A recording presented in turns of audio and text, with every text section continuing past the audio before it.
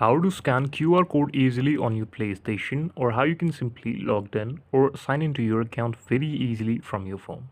Now, to do this, I will show you some of the genuine steps on the official PlayStation app support.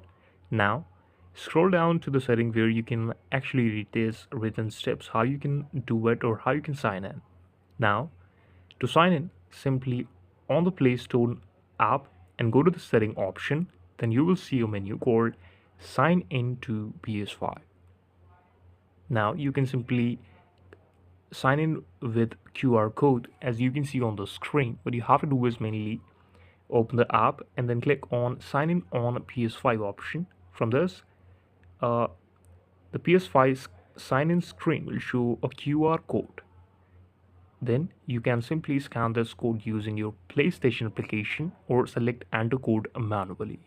After doing this thing, you can scan this QR code and then also you can enter this 6 digit, 5 digit code available on the bottom of it. You can also add it. Thank you so much for watching this video.